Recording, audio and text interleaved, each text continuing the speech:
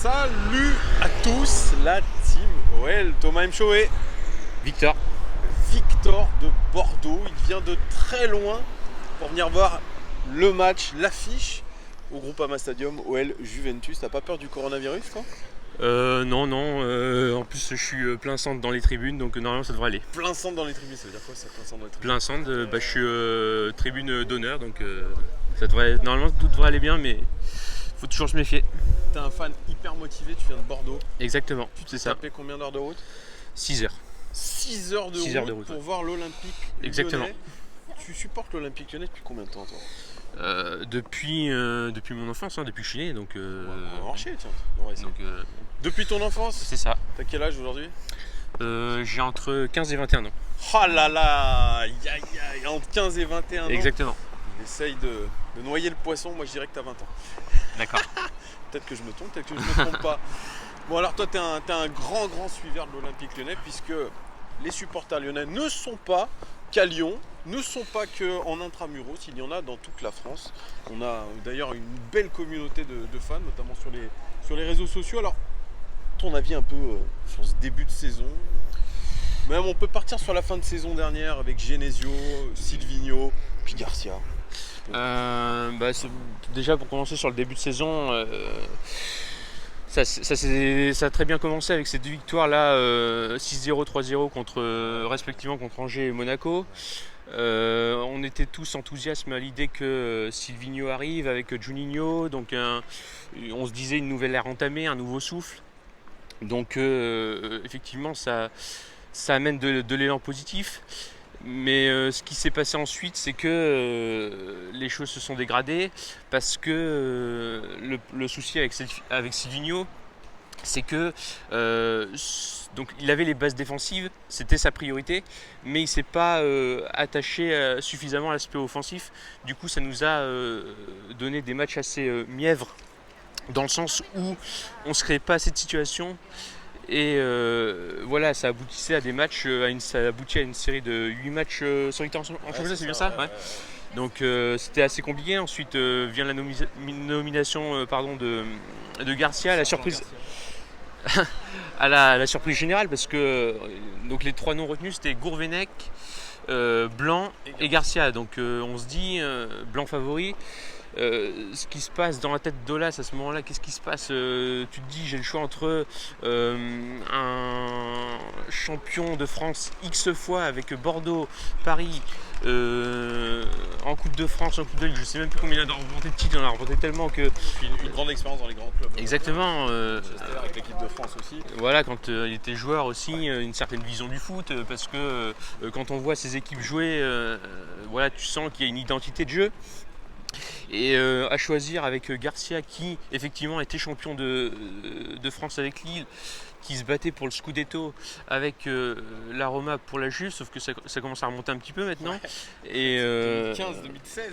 Et on peut aussi mettre à son actif une finale avec l'OM, mais le souci c'est que sur la fin ça s'est très mal passé et on pouvait imaginer que la suite n'allait pas être glorieuse pour lui.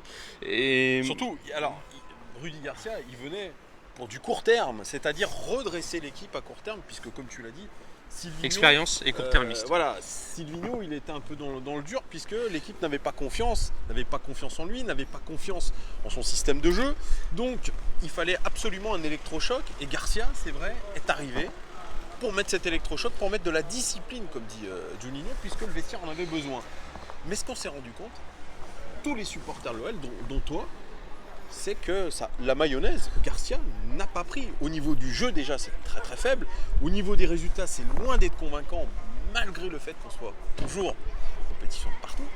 Donc, voilà, c'est un petit peu aujourd'hui la tête de Turc, il faut le dire, Rudy Garcia.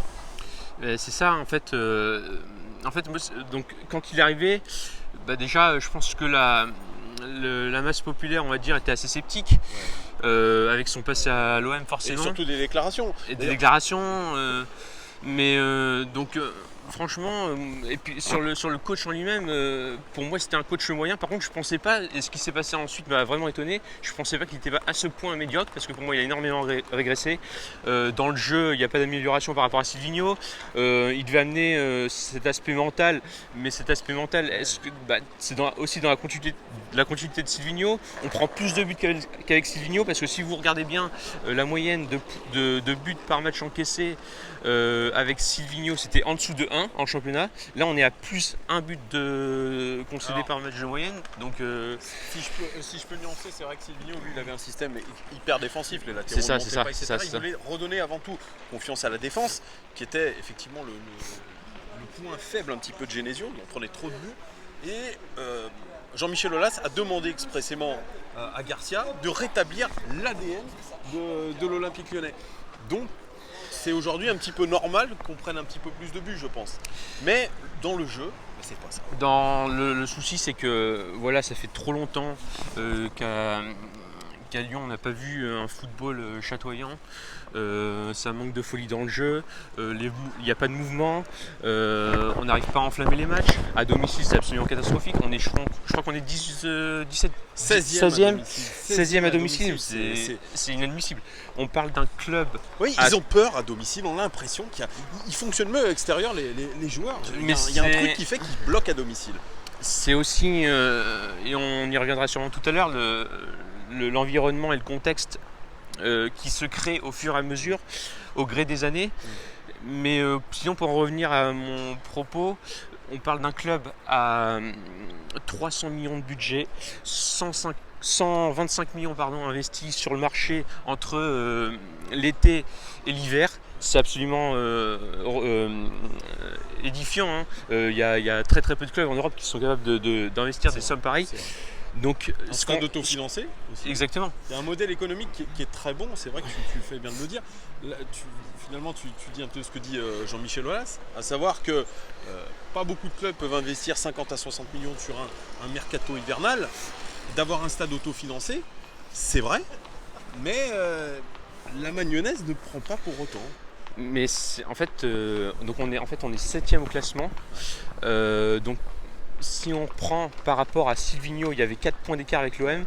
Maintenant, je crois qu'il y en a 15. Ouais, c'est absolument anormal. Donc sur le plan du jeu, ça ne va pas du tout. Sur le plan des résultats, ça ne va pas du tout. On est incapable de gagner des gros matchs. Incapable. Comment tu l'expliques tout ça, toi ? Je l'explique par plusieurs choses. Pour moi, de toute façon, pour moi, le premier responsable, je vais me cacher, c'est le président. Mais déjà, à tête reposée, tu te dis, j'ai le choix entre Garcia et Blanc. Je pense qu'il ne faut pas avoir toute sa tête pour prendre l'option Garcia. Mais bon. Est-ce qu'il n'y a pas eu des pressions un peu plus en haut ? Est-ce que Laurent Blanc avait bonne presse aussi ?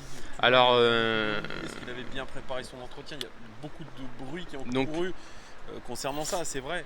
Mais aujourd'hui, Rudy Garcia est là, il faut faire avec. Alors bon, il a une communication qui est très polissée, il y a beaucoup d'éléments de langage dans ce qu'il raconte, mais les supporters ne lui pardonnent pas ses déclarations, en tout cas quand il est à l'OM sur nous, sur le président, etc. Et puis, encore, si l'équipe jouait bien et qu'il y avait des résultats cohérents, ok, même sur les choix des hommes, et si c'était cohérent, peut-être qu'il aurait inversé cette tendance. Toi, tu lui en veux, toi, très clairement à Rudy Garcia. Ah, mais à Rudy Garcia, je lui en veux. De toute façon, moi je connaissais le personnage, je ne suis pas vraiment étonné. Ouais. Moi, je m'en veux plutôt au président qui, si on fait un petit peu la balance, qu'est-ce qui se passe dans sa tête au moment où il choisit Garcia ? Donc, il nous vend expérience, résultat court-termiste. Donc, expérience, est-ce que c'est significatif ? Ferguson, donc je vais prendre l'exemple de Ferguson. Tiens, Alex Ferguson, c'est quelqu'un d'expérimenté. Est-ce que pour autant maintenant il est compétent avec l'âge? Donc forcément avec l'âge les gens régressent. À un certain moment. Ça va pas pour tes grands-parents.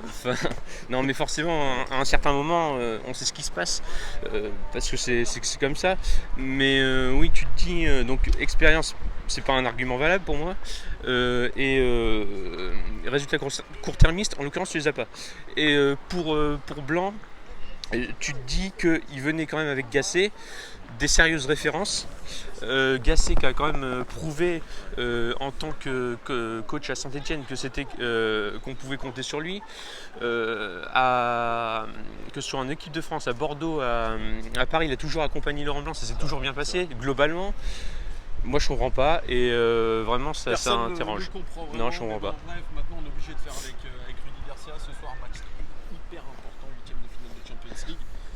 Avec la pression qu'il y a autour du club en ce moment, je crois que on ne demande pas l'exploit, on demande vraiment un vrai résultat. Parce que là, on vous fait cette vidéo avant le début d'une période de 10 à 15 jours qui est absolument dantesque en termes de calendrier. C'est ça quand on est une équipe de Champions League et qu'on veut jouer en tout cas le haut du tableau. Après cette période-là, on pourra y voir déjà plus clair. Toi, qu'est-ce que tu espères face à la Juventus de Turin ? Ce que j'espère, c'est de toute façon, vu ce qui s'est passé précédemment, là, je pense pas qu'il y ait grand chose à espérer. Ne pas être ridicule, je pense déjà, ce serait pas mal. Si on peut gratter un nul là ce soir. 0-0 comme les dernières ouais, moi je vois bien un match assez fermé, surtout que la Juve, c'est pas du tout flamboyant. Hein. Je sais pas si vous la regardez en Serie A, il y a pas mal de difficultés à certains postes. Le milieu de terrain est loin d'être souverain, que ce soit Pjanic qui est un peu perdu en termes de niveau, Bonucci, voilà. Si on veut dégager un petit peu l'idée, c'est que à part Dybala et Cristiano Ronaldo, le reste, Cuadrado est un bon joueur aussi. Mais après, forcément le 11, forcément c'est des très bons joueurs. Mais c'est voilà, les deux éléments clés, c'est Cristiano Ronaldo et Dybala. Donc s'il y a un mauvais résultat, bon, tu ne seras pas étonné et t'en voudras pas forcément à l'Olympique Lyonnais. Après, il faut forcément qu'il y ait un minimum de manière. Hein. Moi, j'attends au moins que les joueurs se transcendent. Pour moi, c'est le minimum. Ils seront transcendés normalement. Une rencontre de Ligue des Champions, normalement, mais tu vois, cette saison, sur les gros matchs, ça n'a pas toujours été le cas. Hein. Donc, il y a de quoi se poser des questions. Comment Rudy Garcia va aborder le match tactiquement. Est-ce qu'il va jouer en 3-4-3 ou 3-5-2 comme expliqué ces dernières heures dans les médias? Moi, je m'interroge beaucoup sur la non-titularisation de Cacré. Alors parce on que... va en parler, ça c'est intéressant. On va ouvrir le chapitre un petit peu des joueurs plébiscités un petit peu par les supporters lyonnais, notamment Maxence Cacré. Il y a Ryan Cherki, même s'il n'est pas dans le groupe. Il n'est pas dans le groupe, Ryan Cherki. Et puis un certain Guimarães qui, grâce à la pression des supporters, grâce à l'engouement des réseaux sociaux, eh bien, a finalement opté pour l'Olympique Lyonnais plutôt que l'Atlético Madrid. Est-ce que toi, tu demandes à ce que Cacré et Guimarães soient titulaires dans cette équipe lyonnaise? Je pense que c'est mieux. Je pense que c'est mieux parce que c'est des joueurs qui ont la maîtrise du ballon, qui ont du mental. Ouais.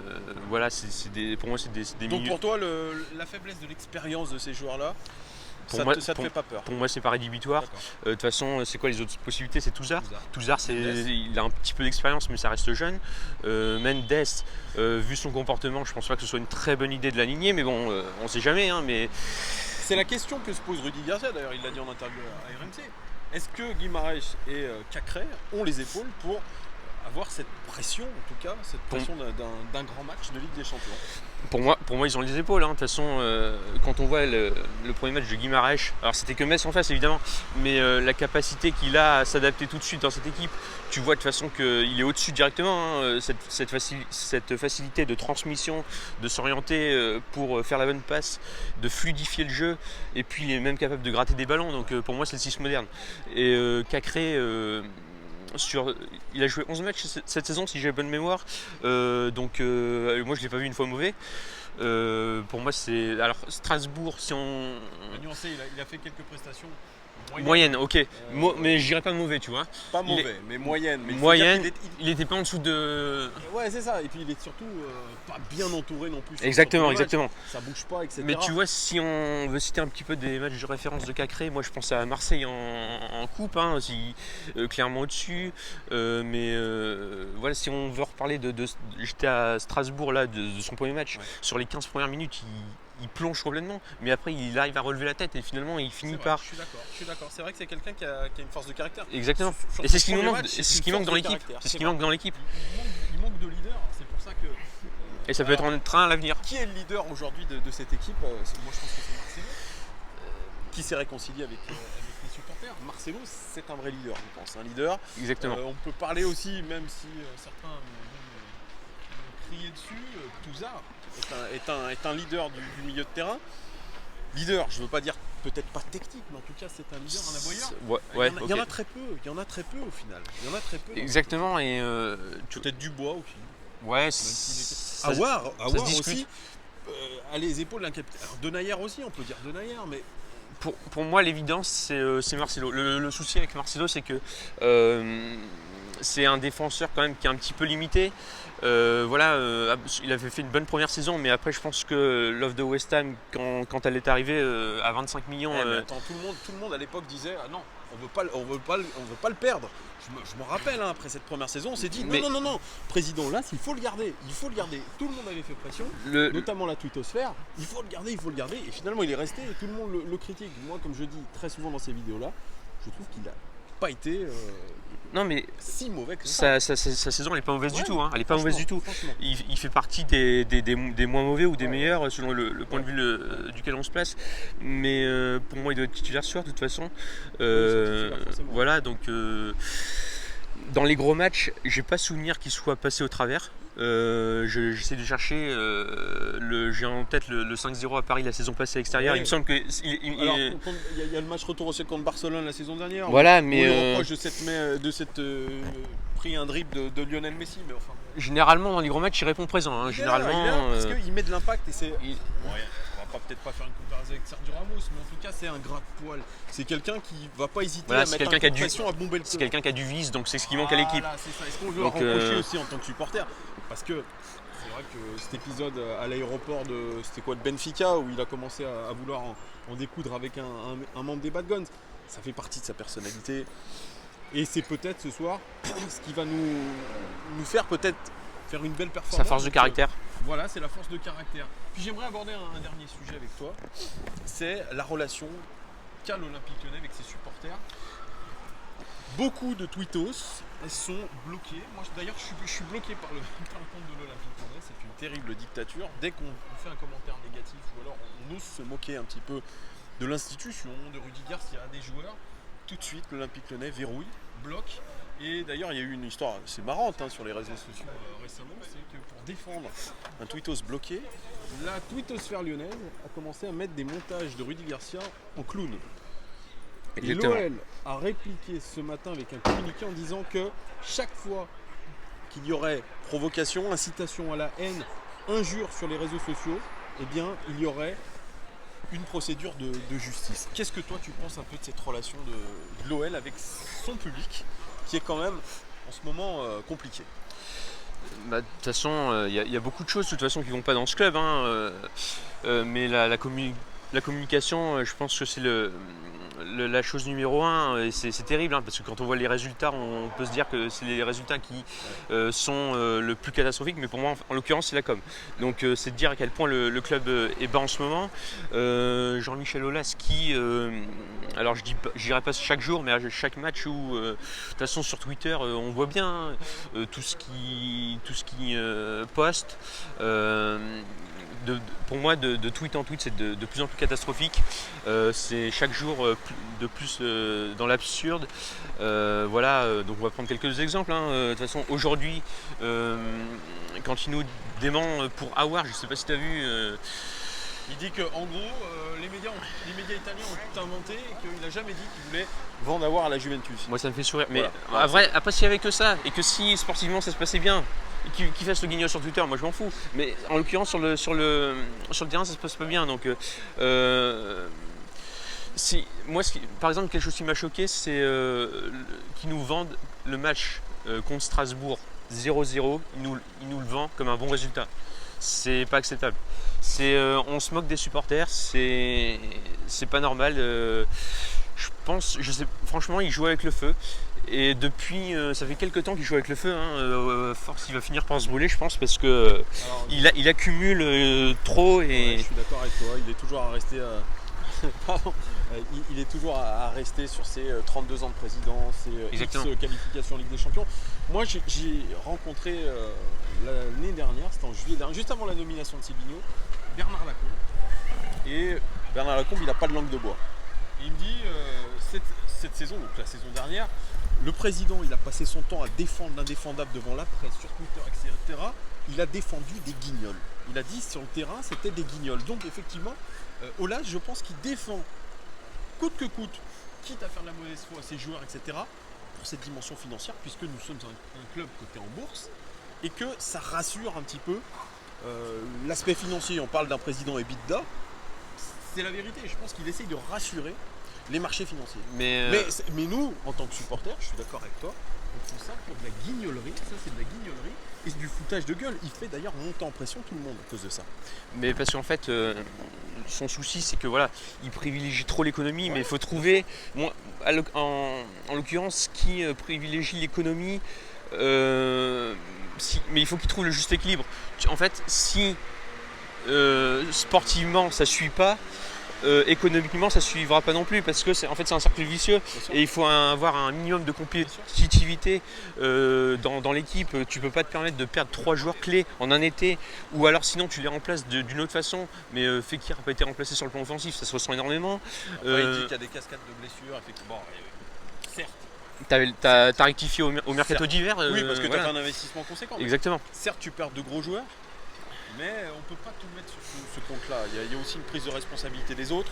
On a fait un super mois de janvier. Bon, au niveau du jeu, c'était pas non plus extraordinaire. Non, bon, bah non. Pas De toute façon, mal, mais pour le reste, c'est pas terrible. c'est pas compliqué. Depuis l'arrivée de Garcia dans le jeu, à part Bordeaux, sur le reste, c'est le néant. Dans le championnat, il y a eu Nîmes 4-0, mais pour moi, c'est pas significatif du tout, parce que c'était à 9 contre 11. Mais sur le reste, c'est pitoyable. Donc, voilà, donc c'est ça qui nous énerve un peu en tant que supporter, c'est ça. C'est ce fait que toujours là ramener Jean-Michel Aulas, n'importe quel sujet, c'est mal écrit, c'est fait à l'emporte-pièce. Moi, je le compare un petit à Elon Musk, le PDG de Tesla, pareil, qui tweetait à une époque complètement de manière aléatoire. On ne sait pas s'il était sous drogue ou autre. Je dis pas que Jean-Michel Aulas est sous drogue, attention, mais il tweet vraiment à l'emporte-pièce, et c'est vrai que ça fait monter la pression de tout le monde. Et surtout dans ces conditions-là, je pense qu'il faudrait plutôt la rabaisser le caquet, exactement. faire le dos rond et plutôt avoir une communication transparente avec les supporters en ne les brimant pas. Exactement. Et je crois qu'en ce moment, vraiment, lui qui adore dire vous jouez contre l'institution, vous mettez un coup de poignard dans le dos de l'institution, c'est ça qu'il dit souvent Jean-Michel Aulas. Il répond aux tweeters comme ça. Moi je pense l'inverse, c'est lui qui met un coup de couteau. Exactement, il fait plus de mal que de bien là. C'est un grand président, c'est un grand financier, c'est un expert de l'entreprise, il n'y a pas de souci. Mais là en ce moment, c'est en train de prendre une mauvaise tournure. Tu vois, moi on me dit, on me reproche souvent, t'oublies ce qu'il a fait auparavant, tous ses titres, ce qu'il a. Mais j'oublie pas. Mais en fait, ce qui se passe actuellement, son comportement depuis plusieurs années, et pour moi le tournant de toute façon c'est 2017, été 2017, avec Genesio. Parce qu'il l'avait pris, donc pour refaire rapidement le truc, fin 2015 il choisit Genesio, sur les 6 mois qui arrivent, ensuite ça se passe bien, donc là il le prolonge. Moi j'étais pas forcément pour, mais ça se comprend à la limite, mais saison 2016-2017 on finit derrière Nice, c'est là à ce moment-là qu'il faut changer de braquet et qui conserve Genesio. Pour moi à partir de ce moment-là ça annonçait la fin. Donc, lui dit qu'il a cédé aux supporters. En l'éliminant, Genesio, il a cédé à la demande des supporters et qu'il a fait une erreur. De toute façon, il avait, je vais te dire, il avait pas le choix, parce que ça allait partir en explosion. Et je te dis que Garcia finira pas la saison parce qu'il y aura pas de podium, parce que on va pas se qualifier contre la Juve à mon avis, parce que on gagnera pas contre le PSG dans les 2 coupes. C'est mon avis, mais Garcia va sauter avant la fin de la saison selon toi. Non, pas avant la fin de la saison. Il se sera à la fin de la saison. Il faut absolument espérer que le club termine dans le top 6, parce que sinon ce serait absolument cataclysmique. Donc, cataclysmique pour les supporters. Pour les bitas, pour l'attractivité, pour tout un tas de raisons. Le reproche qui est fait à des supporters comme toi, comme moi, c'est qu'on est dans l'immédiateté et qu'on n'a pas de recul. On veut tout de suite des résultats, on veut tout de suite, etc. 300 millions de budget. Et qu'on s'improvise surtout analyse de comptoir. C'est vrai, grâce à YouTube, grâce à Twitter, grâce à Facebook, c'est vrai que n'importe qui d'entre nous, C'est vrai aussi. C'est vrai aussi. peut faire des analyses, un peu analyser, etc., donner son avis. Mais moi, je trouve que c'est génial. C'est génial de pouvoir s'exprimer, dire ce qu'on pense, parce que finalement, les meilleures analyses de l'Olympique Lyonnais, c'est pas forcément les journalistes, c'est pas forcément les entraîneurs, ce sont ceux qui regardent les matchs, ceux qui sont des passionnés. Et moi, je défends ça sur cette chaîne et je trouve ça intéressant, tu vois, ton avis, par exemple. Quand on, de toute façon, tu parles des journalistes Hervé Penaud, Ça aussi, c'est Bilal cool. Ghazi, que j'aime beaucoup en tant que personne, mais sur le plan des analyses, je vais essayer d'être gentil, hein, ça casse pas trop pâter un canard. Aujourd'hui, j'ai vu, je sais pas si tu as vu Stéphane Pauwels. Oui, sur le tweet où il demande au faux compte Voilà. de Jean-Michel Aulas, c'est ça? Voilà, Un c'est peu ça. comme- Bon, mais toute cette, c'est- tous ces journalistes-là, c'est je un pense petit qu'ils font, milieu, je pense qu'ils font c'est plus de mal que de bien. C'est un petit milieu, ils gagnent leur argent comme Oui, ça, voilà, ils gagnent mais- leur thune sur l'équipe 21, etc. Je pense qu'ils ont eux aussi des intérêts. Bilal Ghazi, il était, je pense, à l'époque très proche de Bruno Genesio, et il avait pas mal d'infos. Maintenant, les portes se referment un petit peu. On sent que ça le tracasse, hein. Ouais, ça le tracasse, mais il s'en fiche. De toute façon, lui, il gagne son argent avec l'équipe. Bon, voilà, lui, tant qu'il a ses petits contacts, il connaît beaucoup d'agents, machin. Nous, on est vraiment en dehors de tout ça, tu vois, toi comme moi, on n'est pas là-dedans. On n'est pas dans ce microcosme lyonnais. Nous, on est vraiment extérieur. Rentrer dans ce microcosme, c'est quasiment impossible de voir nous. On n'a peut-être pas envie aussi voilà, d'être à l'intérieur. Parce que de temps en temps, quand tu es trop à l'intérieur, on te raconte des choses qui sont binaires. Très clairement. Tu croises de temps en temps des mecs qui sont vraiment au sein du staff et que tu arrives à les faire parler, des trucs lunaires. Donc après, si je peux rajouter encore, ouais, 26 minutes qu'on parle, mais Pour- bien sûr. pour, On est long, mais on s'en fout. Vas-y. donc on va finir du coup, parce qu'après Ouais, les gens ils suivent plus. voilà. Mais ouais, pour finir, si on peut conseiller, enfin entre guillemets, hein, parce que nous on n'a pas d'expérience dans ce milieu-là, mais si on avait des remarques à faire pour l'avenir, ce serait, de toute façon déjà, il faut absolument assurer le top 6, donc là les bouchées doubles sur le championnat, et fin de saison, coach de calibre. Donc de calibre, ça signifie quoi? Ça signifie qu'il apporte une véritable plus-value à l'équipe, qui fait entre guillemets rêver les supporters, qui va apporter un jeu qui fait C'est utopiste là. On parle de Sampaoli beaucoup, je regarde. bah, ce qui se mais dit sur alors les réseaux.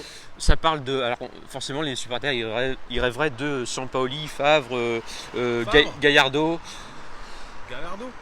Ouais, c'est ce qui fait rêver les supporters. Il fait rêver Guimarães, ça faisait rêver les supporters. Mais Moi je en vrai, comprends, on connaît pas vraiment Guimarães. mais Il est qu'en équipe olympique, il est pas encore en A. Enfin, ouais. moi je comprends que ça puisse faire On rêver. s'accroche à n'importe quoi. On se raccroche à n'importe quoi en ce moment, j'ai l'impression. Mais en tout cas, il faut trouver un coach Oui. qui Qui imprime une véritable identité de jeu, qui amène du jeu, qui fasse progresser les joueurs. Ça, c'est super important. Ça fait combien de temps qu'on n'a pas eu un coach de la dimension de l'Olympique Lyonnais? Et voilà, sur le marché des transferts, pour moi, il faut virer 50% de l'effectif parce que Mais ça, c'est pareil. Mais moi, je suis bien d'accord avec toi. Mais aujourd'hui, c'est pas possible. Ils ont des contrats extraordinaires. faut C'est- à Juninho Non, mais c'est pas possible. Un Traoré, tu vas pas le faire partir comme ça. il a 2 ans de la fin de son contrat, donc Incroyable. Non, ouais. mais c'est pas aujourd'hui. Tu vois, il y avait une offre de Bournemouth à 40 millions. Je pense pas que ça soit vrai. Faut en dégager au maximum. Faut garder les joueurs clés. Dembélé, Cornet, il se sent super bien à Lyon. Il a prolongé son la contrat. soupe Evan, hein. Raphaël, La il soupe voulait Evan. pas partir, on lui a prolongé son contrat parce que c'est un animateur de vestiaire. Je suis d'accord avec tout le monde, avec toi, sur le fait de virer le 50%. Sauf que c'est très difficile. Et Très difficile. Ils ont des gros contrats. Et- va falloir aller chercher des jeunes aussi, hein, parce qu'il a dit 400 millions, parce qu'on dit qu'on manque de joueurs d'expérience. Le souci, c'est que on a 400 millions à faire d'ici 4 ans, d'ici le président Aulas. Donc on est obligé de continuer dans ce modèle économique de trading.